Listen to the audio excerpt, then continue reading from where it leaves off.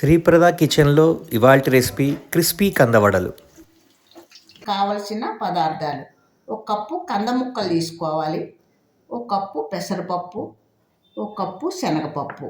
దీంట్లోకి పచ్చిమిరపకాయలు, ఎండుమిరపకాయలు, జీలకర్ర, ఉప్పు. నానబెట్టిన పెసరపప్పు, శనగపప్పు చూపిస్తాను.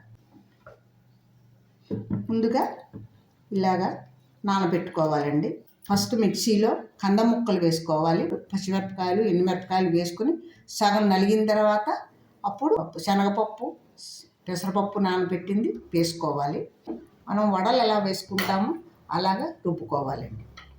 ఇప్పుడు వడలు వేసుకుందామండి. వడలు వేసుకునేప్పుడు బూల్ ముగ్గు పెట్టుకొని దాంట్లో వడలు ములిగేంత వరకు ఆయిల్ పోసుకోవాలి. చిన్న చిన్న బాల్స్ చేసుకుని ఇలా ఒత్తుకోవాలి. ఇలా పలచగా చేసుకుంటే పొంగుతాయండి.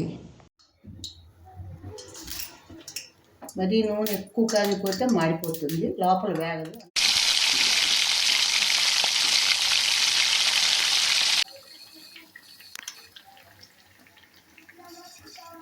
మరి ఇలా దోరగా వేయించుకోవాలండి, గోల్డెన్ బ్రౌన్లోకి వచ్చేప్పటికి. మరీ ఎక్కువైతే బాగుండదు. ఇది వడలు రెడీ అయిపోయాయి, తీసేద్దాం.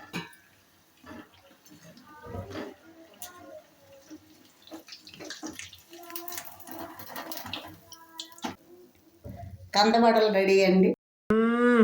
అమృతం.